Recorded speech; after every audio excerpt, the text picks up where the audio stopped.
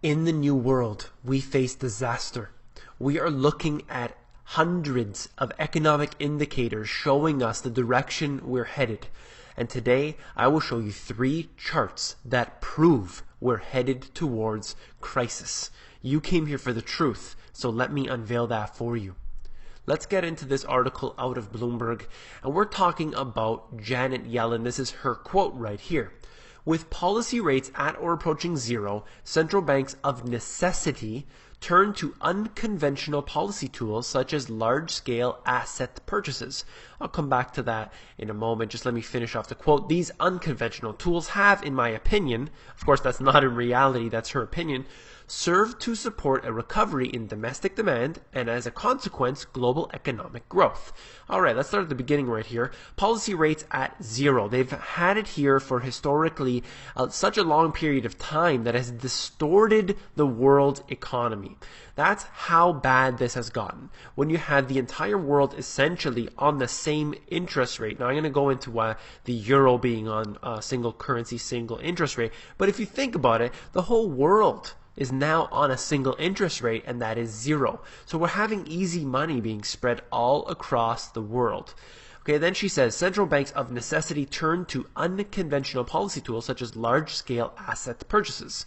In my opinion, this is me saying that these are asset purchases. They are not exactly assets because they are in fact garbage. And they are going in at more than a large scale. I mean, they're buying up trillions of the worst possible debt. You're taking the worst possible thing and you're going to put it onto the books of the government and of the central banks. And ultimately what that means is that the individual citizen will be there to pick up the tab. That's what they're not telling you. They're saying they have to save and save and save the economy.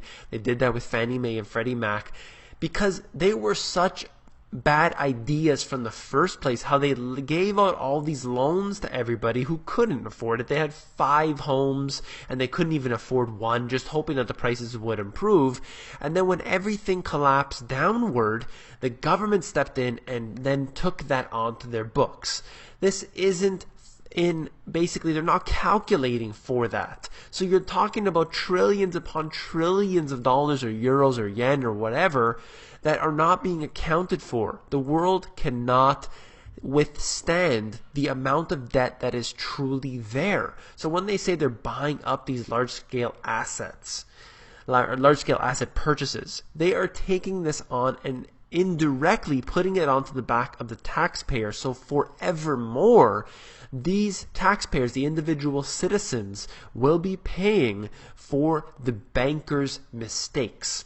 And if I go on quickly, just saying that these unconventional tools have, in her opinion, served to support a recovery in domestic demand. There has been no recovery at all in most economic indicators, and I'll get to those right in a moment, but they're saying domestic demand and global economic growth. There's been no growth.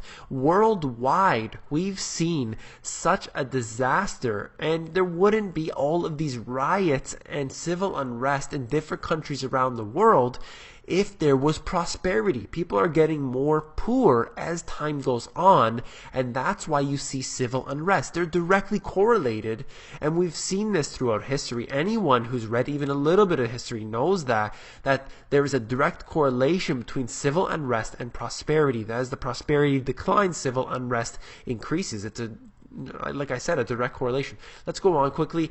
Right from the CFR's website, this is an interview that had Alan Greenspan saying some very real truths here, and this is one of the things. He said, with the lower euro interest rates, for example, Italy, they came down 500 basis points as they moved into the euro. That meant that they could borrow, and did, very heavily. Greece, Portugal, Spain, and Italy borrowed heavily. So you have a single interest rate that they shouldn't be on. You're forcing all of these countries, ones that are very successful and ones that are less than successful, onto a single interest rate, onto a single currency, and you expect everything to go rather well. But we have seen the failure that is the euro for this time, and it just doesn't work, unfortunately. as as much as they want it to work, it's actually getting worse as they intervene more into the markets. And of course, he says basically that they, instead of deleveraging what they did, they just borrowed more because the money was cheap. And that's what we've seen, and it continues on. But as I said earlier, they are now globally at an interest rate that's all the same, and that is 0%. So we see the borrowing taking place. We see it increasing as central banks pump more and more and more money into the basically the bank's hands, and none of it is really getting into the hands of the citizens. In fact, it's worse because of the inflationary measures that are taking place, particularly with food prices and electricity.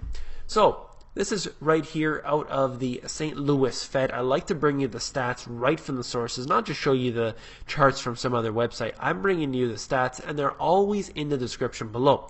Let's look at real median household income in the United States.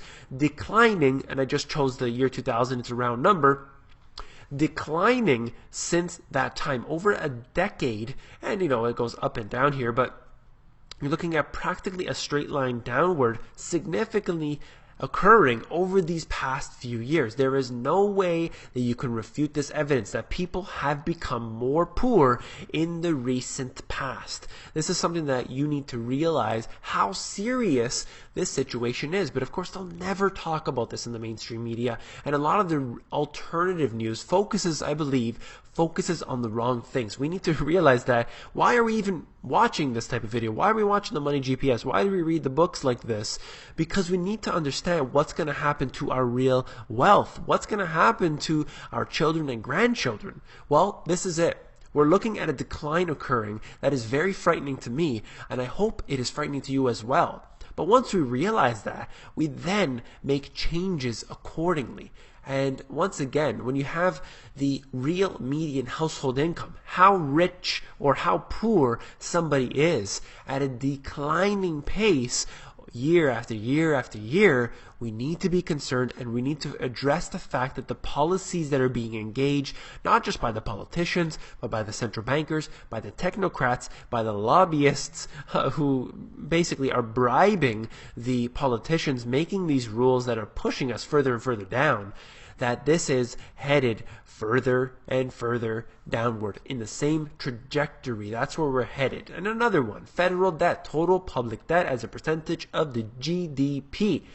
Come on, this is ridiculous. You're looking at this over the past few decades, and it is getting worse and worse. Sure, there's ups and downs, but for the most part, we are headed in a much worse scenario, particularly since our last financial crisis. We have seen the debt increase to levels never before seen. Now, that's something to say when you could say that we are hitting the history books. We are breaking records here, but not in a good way, in a very bad way, and they will never get out of this mess. It cannot happen without a complete destruction of the currency system and a setting up of a new one.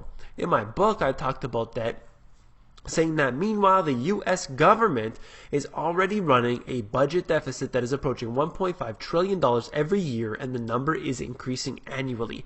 And again, as I talked about earlier, we're not including the unfunded liabilities. We are not including all of these things that somehow magically don't appear on the balance sheet. They're not on the books. I can't believe this is allowed. If you were using the GAAP-based, globally accepted accounting principles way of doing accounting that all corporations have to do, or else it's illegal, the government somehow is able to get away with that because they say, oh, we don't need to pay that now, it's something in the future. But of course, that's not factored in. When you factor in those numbers, you're talking about many times greater than this, maybe let's say 4 times greater, the numbers vary, than what we're seeing at 1.5 trillion, which, by the way, can't be paid back. There's no way. And of course, it is several times more than that. That's where we're headed. This is not fear-mongering. This is not any of that. I really don't even bother looking into that or getting into that type of information. I mean, come on. they're headed in such a bad and dangerous direction, and they've been headed in this direction for years. We've seen this, and let me show you more of that. The civilian labor force participation rate over the past few decades, we are now, it was increasing there, but now over these this past decade or so, since about the year 2000, we've again seen a decline. We're at a rate that we haven't been at for decades. This is going on globally. Look at the unemployment rates that are existent right now in Europe. Look at the austerity measures. We've seen Belgium under fire. We've seen London under fire, in Italy, Spain. Practically every country has had their major riots that took place.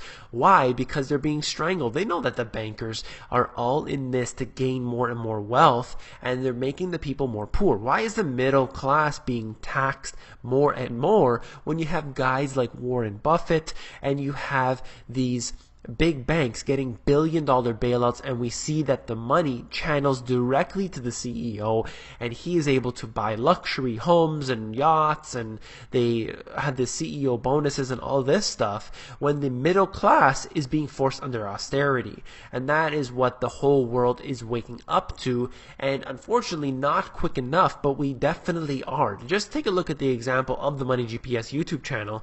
It started only a couple of years ago, and we are seeing now over 8,000. That's just one individual. I'm only one person and with limited resources and time, and we're able to now reach, closing in on 9,000 now individuals. So if everyone would do this, we would be able to spread our message throughout the world. I get messages, for those who are down and pessimistic, I am receiving messages from literally every country in the world saying, look, I'm awake, I realize what you're saying, it's getting serious, I'm seeing it in my country, I'm trying to do what I can. And I really send the message to all those people, you're doing great, wake up your friends and family, do what you can. Sure, most of them are going to say, I've had it, I don't want to listen to you, but we need to just share that message however we can, bring up this message to others very lightly, and just realize that, look, not everyone wants to get into the detail that we do so here, but regardless, it is serious and it's going on globally, no matter where you are in the world,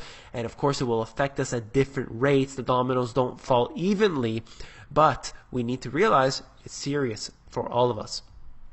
This is where we're headed. This is out of USA Today at $188. Is this America's cheapest house?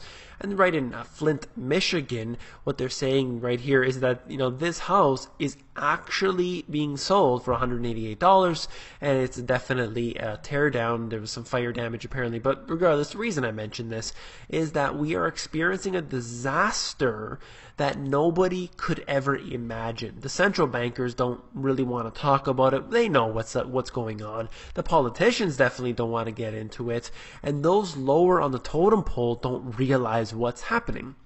And we look at the alternative news as well, and I believe that, again, they focus on the wrong information.